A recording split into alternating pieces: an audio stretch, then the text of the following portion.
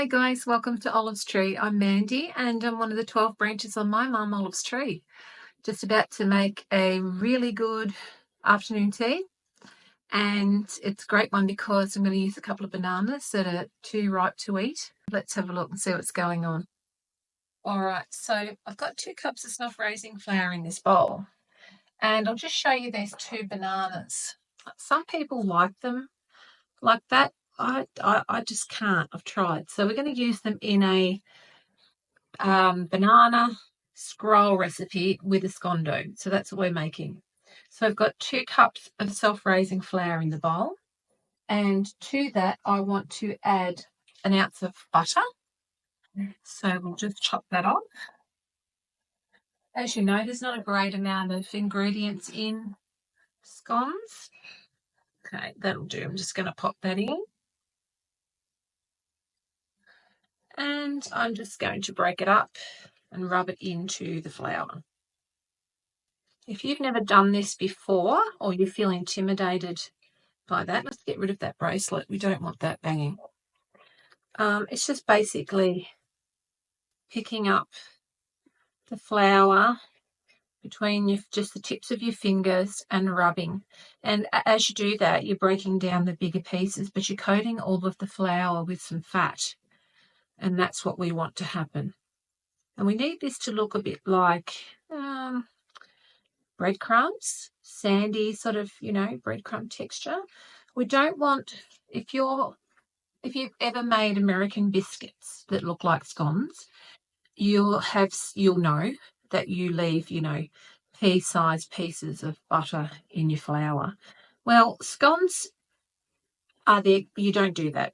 You want to rub it in a little bit further. So if you're a wonderful biscuit maker over there in the States or wherever you are in the world, just remember, if you're going to make scones, we're going to take that butter a little bit further. We're going to rub it in until there are no big lumps of butter left, and then we can move on.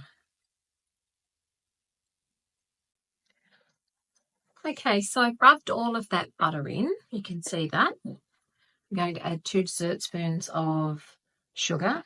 You can use any scone recipe you want for this bake. Any scone recipe at all.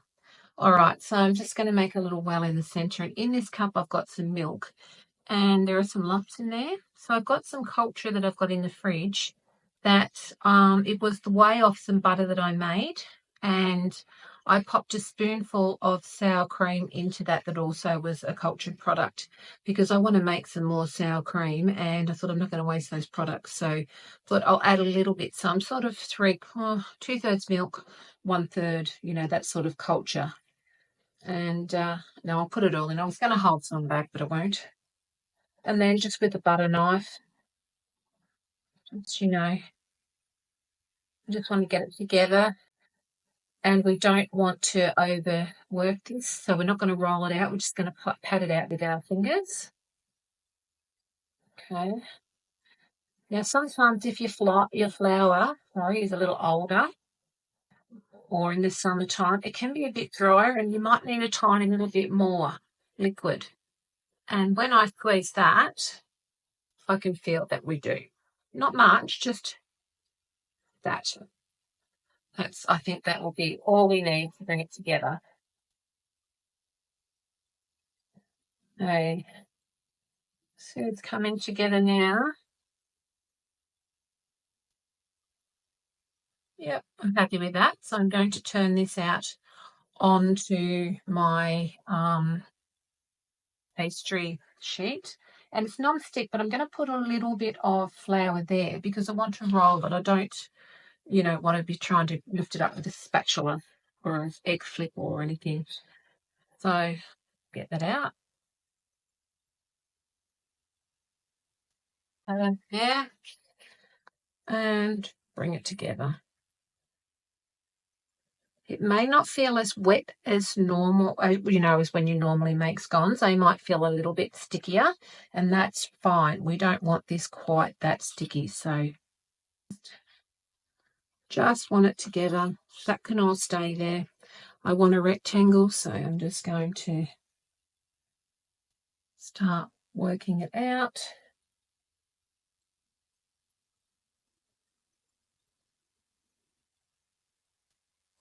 Now, if you get to there and you think, oh, it's not going to work for me, I'm not going to be able to roll that out, pat that out, just grab your rolling pin. Don't panic about it. Just, some scone recipes are a much softer dough. Whoops, that's no big deal. We'll just pop that back down. Yeah, some scone recipes are a lot softer, wetter consistency. This one isn't, because we want to be able to roll it out and roll it back up. And there you go. That's it. Don't need anything more. Now I have here my 2 bananas that I've mashed. Just going to put them over the top. Just need a spoon to help here. Such an easy recipe, and a great one that you can change up however you want. So you can add half or quarter of a cup of dry chopped apricots. You can add walnuts. You could add sultanas. You could add whatever your heart desires that goes with banana. Chopped chips, maybe. You could add some chopped chips in at this point. Now we want to go right to the ends, but try and leave a little bit there, like so. All right, now on top of that, and you can mix this in with your banana if that's easier for you. But here I've got some homemade brown sugar. You want about a tablespoon, and you just want to sprinkle it over. I normally do mix it in with the banana, but I forgot today because I'm chatting to you guys. So that's just like so. That's it, all the way to the edge. Don't you love this? My vintage scoop. Oh, I just love it. Now today I'm not going to put fruit. What I am going to do is I'm going to add a little bit of ginger powder. I've got the, this is a new one, and I took off the lid. And can you see that? The seal is stuck. Oh, there we go. There we go. Crisis averted. So I'm going to sprinkle on a little bit of ginger. Banana and ginger are really lovely together. And I also may just give it a little tiny kiss with some cinnamon. You don't need to do this, of course. It's totally a preference thing. If there's something else you like cardamom or, anything you like. Now I'm just going to start rolling. Yes, it is a messy because of the banana being so wet. That's okay. Just roll it up the best you can. And then I like to hold and push the ends up so that they've got a similar amount of ingredients. And I'll grab a bench scraper if I can lay my hands on one easily. Oh, there it is. And so I don't know where I put things sometimes. And then it's just a matter of cutting in half, in half, in half. That's 4. We'll make 8. And you can see the banana squishing out there. Don't panic. That's absolutely fine. Now, I don't want flour on the bottom of my lined pan. So just stitching them in. Don't panic. This isn't a beautiful, glamorous bake. It is a delicious, easy, waste not bake. Making do of ingredients that would otherwise go to waste. So just get them in any way that you can. Yes, it's okay for them to touch. They can support each other. Okay. The one thing I would say about this recipe is don't think having more scone dough makes things better. It really doesn't. It just means you have less flavour, really. I'm just going to move them out a fraction. They're a bit close. Okay, now on the ones on the ends, in case they had less filling. Okay, guys, so I made a bit of a mistake earlier. I set my cassourie to 180 instead of 170, and I realised about 6 minutes in. So I've dropped it down to 170. It's got 2 minutes to go, but I'm just going to have a check. Oh, look at those. They look fantastic. Just going to check the internal temperature. We want it somewhere around, 90 degrees. And it's not there. They're not too brown, so I'm going to add another. I'm going to put it up to 5 and see how we go then.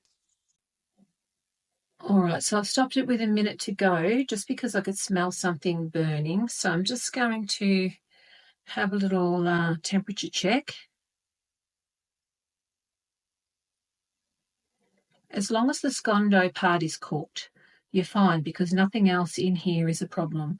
We eat bananas raw, so that's no problem. And, you know, they will continue to cook while they're resting as well, so keep that in mind. So all these ones, yeah, I'm going to take them out and I'm going to say they're right to go. Have a look at them. Don't they look good? Now, I could have just put these directly onto parchment paper in the drawer without this tin.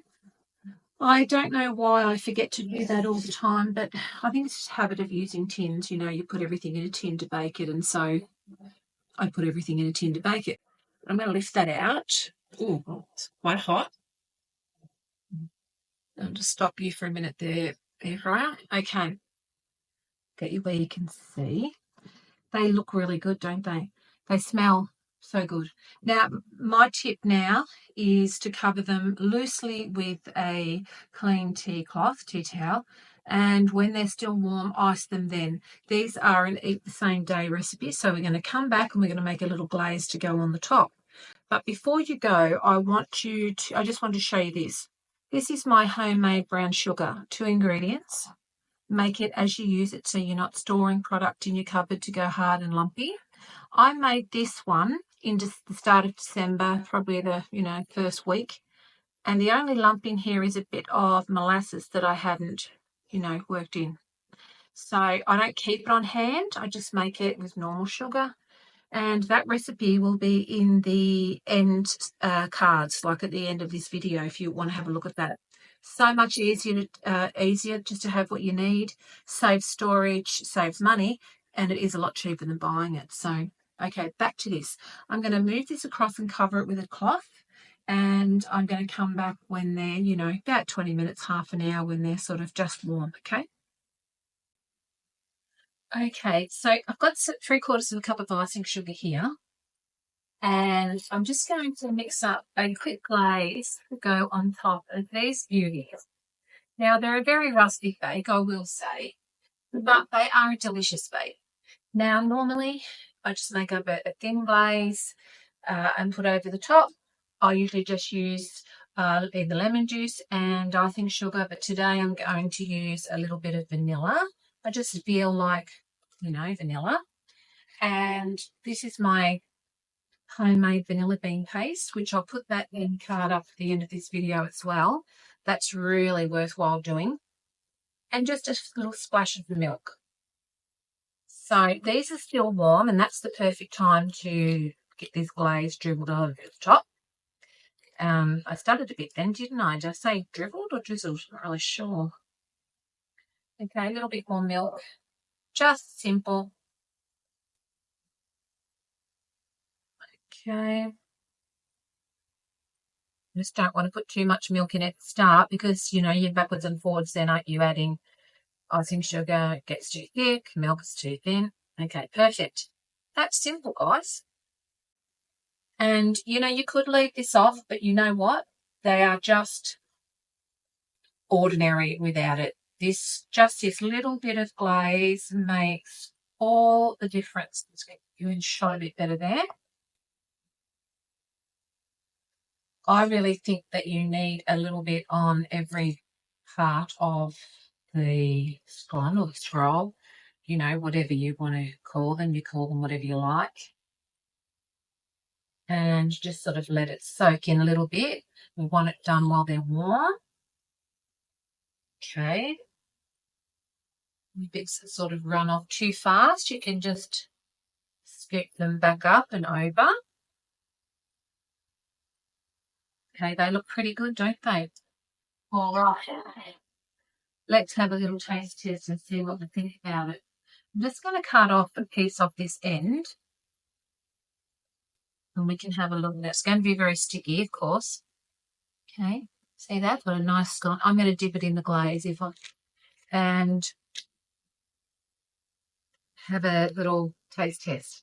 So here goes. Mm. Mm. They're so delicious. Excuse me.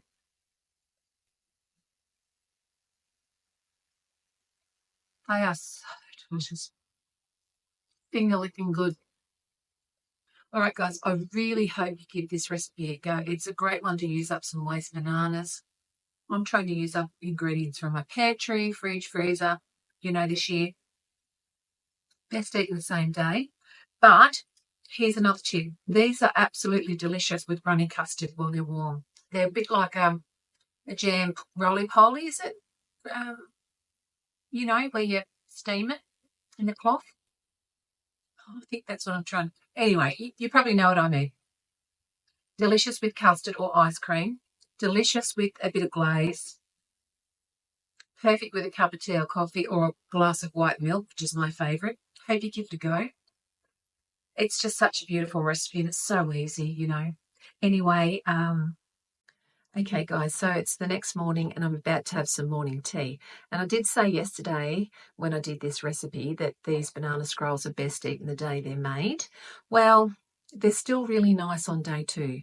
And I've got one here and I've just popped it in the microwave for 20 seconds. It's lovely and soft again and warm and, the glaze is a bit sticky, so it's ready to go. So, don't throw them out the next day. You can just warm them up and eat them. Or if you have a lot left, make a bread and butter custard with the leftovers. It'll be absolutely fine, I promise. Scones, work great for a bread and butter pudding or a bread pudding. Use your scones if you have enough left. We don't. We have 3. So we've really enjoyed them. And so now here's something exciting.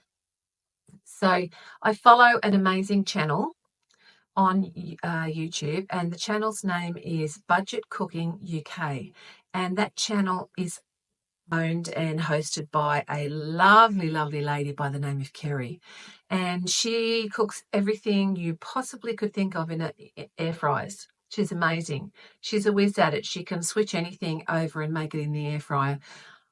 I use air fryers all the time, but I don't have her ability to just switch over. I am learning though from following her. So excuse me. And she has another channel too. So she used to have an allotment channel, and I think it's the same name still, but she's gone back to having the vegetable garden on her property in her yard, and she's just the loveliest, kindest soul. I've been following her from, I don't know, very early on in her channel. She might have had, maybe 100 subscribers less. And, now she's really she's just exploded. And I'm so happy for her. And, I've never missed a video. I love them all. And so anyway, to cut a story short, she asked about on one of her videos very recently, did anybody know of ways to use overripe bananas other than banana bread? And I thought, I've been making these for decades. I wonder if I should just suggest it. So I did. Anyway, so she replied back to me and let me know that she'd made the recipe and that the whole family loved it. She thought it was great and that she's going to feature that recipe in her latest video that was going to be uploaded to YouTube. So that's really exciting for me, and I'm going to go and watch it as soon as I sign off here. And I thought, oh my goodness, that's wonderful. Now, Kerry always does a costing for every recipe. And I mean to do it, but sometimes I forget. And I've made a promise to myself on January 1st. I'm going to try and remember this year to do it. And so I have costed out the recipe, and I'm going to put up the cost to make this recipe in the north of England, besides the cost of making this recipe in the northern rivers of New South Wales, Australia. So you'll see that both. And the exciting thing for me is, even though it's a recipe that I sent to Kerry, I'm so excited to see if I can learn anything from the way she bakes it, because you can learn, every single day. It doesn't, just because it's your recipe, it doesn't matter. And so I am so excited. I can't wait. But I highly recommend hop on over to Budget Cooking UK, and I will put up a picture of her Budget Cooking UK channel, and then you can access her other channels from there if you wish. So yeah, guys, so very exciting day for me, and I'm about to go and have a cup of tea and watch the episode on YouTube. Then I'll finish this video and I'll upload it. And yeah, so take care, everybody. I hope the world is treating you all kindly this week, and if it's not, make some banana scrolls. You'll feel better. Take care. Bye for now.